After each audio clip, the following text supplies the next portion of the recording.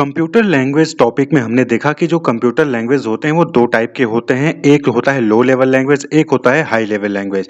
जो low level language होता है वो भी दो टाइप का होता है। एक मशीन लैंग्वेज होता है जो कि कंप्यूटर डायरेक्टली समझ जाता है, जो कि बाइनरी कोड में यानी कि 0 और 1 का यूज करके बनाया जाता है। वहीं पर जो दूसरी लैंग्वेज है लो लेवल लैंग्वेज में, वो है असेंबली लैंग्वेज, जहां पर जो है निमोनिक्स और कोड्स का यूज किया जाता है। जैसे कि मल्टीप्लाई करने के लिए एमपी लिख दिया, कंपेयर करने के लिए सीएमपी लिख दिया। तो इस तरीके का जो है निमोनिक्स या फिर कोड का यूज किया जाता है असेंबली लैंग्वेज में, और फिर जो है इसको ट्रांसलेटर का यूज करके मशीन लैंग्वेज में कन्वर्ट किया जाता था। ठीक है, तो इसको हम लो लेवल लैंग्वेज कहते हैं। वहीं पर दूसरा है हाई लेवल लैंग्वेज, जो कि ह्यूमन लैंग्वेज की तरह से सिमिलर होता है, और यहाँ पर जो है पूरा का पूरा सेंटेंस जो है लिखा जाता है हाई लेवल लैंग्वेज में। क्लियर? तो अब ये जो मशीन कंप्यूटर है, ये कंप्यूटर जो है वो सिर्फ मशीन लैंग्वेज को समझता है, यानी कि 0 और 1 की भाषा समझता है वो कंप्यूटर। तो अब जो हाई लेवल लैंग्वेज है या फिर जो असेंबली लैंग्वेज है, ये तो मशीन लैंग्वेज में लिखे नहीं गए हैं। यहाँ पर जो है डिफरेंट वर्ड्स का, कोड का या फिर ह्यूमन लैंग्वेज का, सेंटेंस का यूज करके जो यहाँ पर जो प्रोग्रामिंग लैंग्वेज है उसको बनाई गई है। तो इसको कंप्यूटर कैसे समझेगा?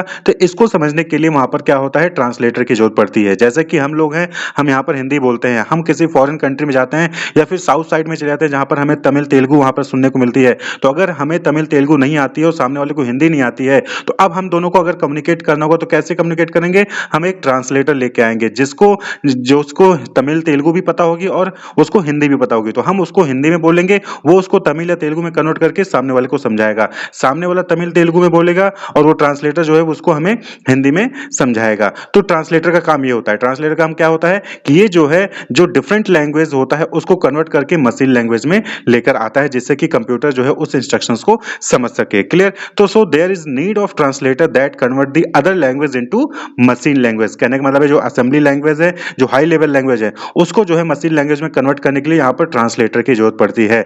मशीन लैंग्वेज को ट्रांसलेट करने की जरूरत नहीं पड़ती, क्योंकि मशीन लैंग्वेज को कंप्यूटर डायरेक्टली समझता है। तो मशीन लैंग्वेज को ट्रांसलेट करने की वहां पर कोई भी ट्रांसलेटर की जरूरत नहीं है। लेकिन जैसे कि हम हिंदी हैं, सामने वाला भी हिंदी बोल रहा है, तो यहाँ पर चाहे ट्रांसलेटर की जरूरत नहीं पड़ेगी। हम हिंदी बोल रहे हैं, सामने वाला हिंदी बोल रहा है, आसानी से हम कम्युनिकेट कर सकते हैं। लेकिन अगर सामने वाला इंग्लिश बोलता है, मैं हिंदी बोलता हूं, तो यहाँ पे भी ट्रांसलेटर की जरूरत पड़ेगी। क्लियर? तो असेंबली लैंग्वेज और हाई लेवल लैंग्वेज को कन्वर्ट करने के लिए मशीन लैंग्वेज में ट्रांसलेटर की जरूरत पड़ती है। तो तीन टाइप के कंप्यूटर सिस्टम में तीन टाइप के ट्रांसलेटर का यूज किया जाता है। There are 3 type of translator used in computing system. कौन कौन से? Assembler, compiler and interpreter. तो इनको हम एक एक करके देखते हैं। तो सबसे पहला है असेंबलर। तो नाम से क्लियर है कि जो असेंबलर है ये असेंबली लैंग्वेज को कन्वर्ट करने के लिए यूज किया जाता है मशीन लैंग्वेज में। The translator use to convert the code written in assembly language to machine language is called assembler. Assembler एक ट्रांसलेटर है, कंप्यूटर लैंग्वेज ट्रांसलेटर है, जो कि असेंबली लैंग्वेज को मशीन लैंग्वेज में कन्वर्ट करता है। जो भी कोड असेंबली लैंग्वेज में लिखे गए हैं उसको कन्वर्ट करेगा मशीन लैंग्वेज में, जिससे कि मशीन जो कंप्यूटर है वो एग्जीक्यूट कर सके। तो रन एंड एग्जीक्यूट क्विकली। तो जो असेंबलर है ये जो है असेंबली लैंग्वेज को बहुत जल्दी मशीन लैंग्वेज में कन्वर्ट करता है, और जिससे कि जो कंप्यूटर है वो बहुत फास्ट एग्जीक्यूट करता है, बहुत फास्ट जो है प्रोग्राम रन करता है। जैसे कि असेंबलर की एग्जांपल की बात करें तो नेट वाइड असेंबलर है, NASM, नेट वाइड असेंबलर। ये जो है x86 जो असेंबली लैंग्वेज होता है उसको जो है ये कन्वर्ट करता है मशीन लैंग्वेज में। तो इसी तरीके से अलग अलग जो असेंबली लैंग्वेज है उनको कन्वर्ट करने के लिए वहां पर आपको अलग अलग असेंबलर देखने को मिल जाएगा। तो x86 जो असेंबली लैंग्वेज है इसको नेट वाइड असेंबलर द्वारा जो है कन्वर्ट किया जाता है मशीन लैंग्वेज में। तो मशीन लैंग्वेज को ट्रांसलेट करने के लिए हमें कोई भी ट्रांसलेटर नहीं चाहिए था। असेंबली लैंग्वेज को ट्रांसलेट करने के लिए हमें यहाँ पर जो है असेंबलर का यूज किया गया। अब जो है आता है हाई लेवल लैंग्वेज को ट्रांसलेट करने के लिए ट्रांसलेटर की रिक्वायरमेंट पड़ती है। तो हाई लेवल लैंग्वेज को ट्रांसलेट करने के लिए दो ट्रांसलेटर का यहाँ पर यूज किया जाता है। एक होता है कंपाइलर और एक होता है इंटरप्रेटर। तो कंपाइलर जो है वो हाई लेवल लैंग्वेज को मशीन लैंग्वेज में कन्वर्ट करने के लिए यूज किया जाता है। अब कंपाइलर और इंटरप्रेटर दोनों ही यूज किया जाता है। तो यहाँ पर आपको बस एक ही डिफरेंस ध्यान रखना है कि जो कंपाइलर है वो जो है पूरा प्रोग्राम होता है, जो पूरा लैंग्वेज होता है हाई लेवल लैंग्वेज में रिटर्न है, उसको कंप्लीटली एक साथ जो है कन्वर्ट करता है। वहीं पर इंटरप्रेटर जो है वो लाइन बाय लाइन कन्वर्ट करता है। Translate a program source code into machine code before the program run. Compiler जो है प्रोग्राम को रन करने से पहले ही सारे प्रोग्राम कोड को जो है मशीन कोड में कन्वर्ट कर देता है। प्रोग्राम को रन करने से पहले सभी कोड को जो है मशीन कोड में कन्वर्ट कर देता है। उसके बाद बाद फिर जो है प्रोग्राम वहां पर इजिली रन होता है। तो translate all code at the same time, तो जो कंपाइलर होता है वो सभी कोड को सेम टाइम पे पहले कन्वर्ट करेगा, उसके बाद ही प्रोग्राम जो है वो रन होता है। तो the compiler saves the machine code as a file and executes it. तो कंपाइलर क्या करता है कि जो भी प्रोग्राम है उसको रन करने से पहले सभी कोड को जो है उसने जो है मशीन लैंग्वेज में कन्वर्ट कर लिया है एक साथ। अब जो है उसको जिसने कन्वर्ट किया है मशीन लैंग्वेज में, उसको वो जो है अपने पास फाइल बनाकर उसको सेव कर लेता है। अब जब भी आप दोबारा उस प्रोग्राम को रन करेंगे तो वो बहुत जल्दी एग्जीक्यूट कर जाएगा, क्योंकि मशीन को जो हाई लेवल लैंग्वेज है उसको जो है कंपाइलर ने मशीन कोड में कन्वर्ट करके अपने पास सेव रख लिया है। तो बार बार कंपाइलर की जरूरत नहीं पड़ती है। तो after compiling runs quickly but compiling takes time. तो यहां पर क्या होता है कि जो प्रोग्राम हाई लेवल लैंग्वेज में लिखा गया है उसको जो है कंपाइल करने में तो टाइम लगता है, लेकिन जब एक बार वो कंपाइल हो जाता है मशीन लैंग्वेज में तो उसके बाद फिर जो है प्रोग्राम बहुत जल्दी रन कर देता है। तो a compiler will not allow a program to run until it is completely error free. यहां पर आपको एक बात ध्यान रखनी है कि अगर कोई भी प्रोग्राम जो हाई लेवल लैंग्वेज है उसमें अगर कोई भी एरर होगा तो कंपाइलर जो है वो प्रोग्राम को रन नहीं करेगा। एक भी एरर है तो कंपाइलर वो जो है प्रोग्राम रन नहीं करेगा, कंपाइलर उस प्रोग्राम को पूरा का पूरा कन्वर्ट नहीं करेगा। कंप्लीटली एरर फ्री होना चाहिए, तभी जो है कंपाइलर उस प्रोग्राम को जो है कन्वर्ट करेगा और रन करेगा। क्लियर?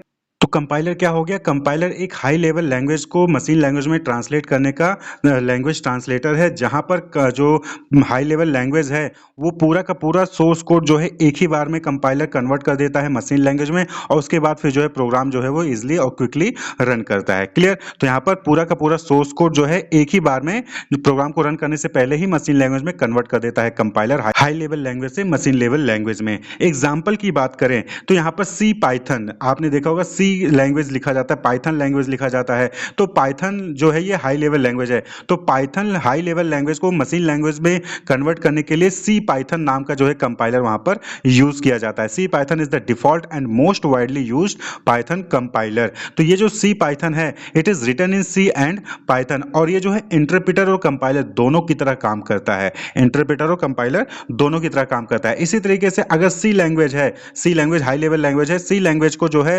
कंपाइलर से कन्वर्ट करना है मशीन लैंग्वेज में, तो Microsoft Visual C plus plus MSVC, Microsoft Visual C plus plus का यूज किया जाता है। ये कंपाइलर है सी लैंग्वेज को कन्वर्ट करने के लिए। वहीं पर अगर जावा है, जावा हाई लेवल लैंग्वेज है, जावा को कंपाइलर का यूज करके कन्वर्ट करना है मशीन लैंग्वेज में तो जावैक JAVAC जावैक का यूज किया जाता है। क्लियर? तो कंपाइलर आपको ध्यान रखना है, कंपाइलर हाई लेवल लैंग्वेज को मशीन लैंग्वेज में कन्वर्ट करता है एक साथ। जितने भी हाई लेवल लैंग्वेज किसी भी प्रोग्राम का जो भी लैंग्वेज है, जो भी सोर्स कोड है, उसको एक साथ पूरा कोड को सोर्स कोड को कन्वर्ट करेगा मशीन लैंग्वेज में, उसके बाद ही प्रोग्राम रन करेगा। और अगर एक भी एरर होगा सोर्स कोड में, हाई लेवल लैंग्वेज में एक भी एरर होगा तो कंपाइलर जो है प्रोग्राम को रन नहीं करेगा। क्लियर? नेक्स्ट है इंटरप्रेटर। इंटरप्रेटर भी क्या है? ये सेम कि ये भी हाई लेवल लैंग्वेज को मशीन लैंग्वेज में कन्वर्ट करता है। बस यहां पर डिफरेंस क्या है कंपाइलर और इंटरप्रेटर में? डिफरेंस क्या है कि इंटरप्रेटर जो है वो लाइन बाय लाइन जो है प्रोग्राम को रन करता है, यानी लाइन बाय लाइन जो है जो सोर्स कोड है उसको मशीन लैंग्वेज में कन्वर्ट करता है। कंपाइलर क्या है? पूरा का पूरा सोर्स कोड, किसी भी प्रोग्राम को जो पूरा का पूरा सोर्स कोड है पहले उसको एक साथ मशीन लैंग्वेज में जो है कन्वर्ट करेगा, उसके बाद प्रोग्राम को रन करेगा। इंटरप्रेटर क्या है? ये लाइन बाय लाइन जो है सोर्स कोड को कन्वर्ट करेगा मशीन लैंग्वेज में और प्रोग्राम को रन करता रहेगा, और जहां पे भी एरर आएगा वहीं पर रुक जाएगा। जहां पे भी जिस भी लाइन में एरर आएगा वहीं रुक जाएगा। लेकिन कंपाइलर के केस में ऐसा नहीं है। कंपाइलर में अगर एक भी एरर है तो पूरा का पूरा प्रोग्राम ही रन नहीं करेगा। लेकिन इंटरप्रेटर में ऐसा नहीं है, जहां तक लाइन, जहां तक सोर्स कोड सही है वहां तक कन्वर्ट होगा, प्रोग्राम रन करेगा। जहां पे जिस भी लाइन में जो है एरर होगा वहीं जाके ये रुक जाएगा, प्रोग्राम वहीं पर रन करना बंद कर देगा। The interpreter does not save the machine code and points out error as it goes. तो इंटरप्रेटर जो है ये मशीन कोड को सेव नहीं रखता। जैसे कंपाइलर क्या है कि कंपाइलर ने एक बार सारे सोर्स कोड को जो है वहां पर मशीन लैंग्वेज में कन्वर्ट कर लिया, उसके बाद फाइल बना के उसको जो है सेव कर लेता है। लेकिन इंटरप्रेटर ऐसा नहीं करता है, इसलिए इंटरप्रेटर की रिक्वायरमेंट हर बार पड़ेगी। जब भी प्रोग्राम को रन किया जाएगा उस वक्त इंटरप्रेटर की रिक्वायरमेंट वहां पर पड़ती है हर बार। कंपाइलर की एक बार रिक्वायरमेंट होगी, लेकिन इंटरप्रेटर की जब भी प्रोग्राम रन करेंगे तब तब जो है इंटरप्रेटर की रिक्वायरमेंट वहां पर पड़ती है। तो इसीलिए क्या है कि ये जो है स्लोली रन करता है, as it translate line by line every time. तो हर बार ये लाइन बाय लाइन को जो है ट्रांसलेट करता है सोर्स कोड को मशीन लैंग्वेज में, इसलिए जो है ये स्लोली चलता है एज पर कंपाइलर। कंपाइलर क्या है, एक बार सारा का सारा ट्रांसलेट कर लिया, उसके बाद प्रोग्राम बहुत जल्दी रन कर जाता है, क्योंकि बार बार कन्वर्ट करने की जरूरत है ही नहीं। लेकिन इंटरप्रेटर में हर बार जो है वहां पर लाइन बाय लाइन कन्वर्ट किया जाता है, इसलिए जो है यहाँ पर जो प्रोग्राम है वो स्लोली रन करता है। है। An interpreter will stop and report error as it encounters them. यहाँ पर जैसे हमने बताया कि जिस लाइन में एरर आएगी वहीं पे जाके वो इन्फॉर्म करेगा, ये नहीं कि प्रोग्राम को रन ही नहीं करेगा, प्रोग्राम रन करेगा। मान लीजिए आपका जो है 10 लाइन तक सही है तो 10 लाइन तक प्रोग्राम रन करेगा, उसके बाद जाके वो प्रोग्राम रुक जाएगा। तो जहां पर भी एरर आएगा वहीं पर ये स्टॉप हो जाएगा इंटरप्रेटर। क्लियर। एग्जांपल की बात करें तो जावा के लिए, अगर जावा हाई लेवल लैंग्वेज है तो जावा के लिए जो इंटरप्रेटर यूज किया जाता है वो है जावा वर्चुअल मशीन, JVM।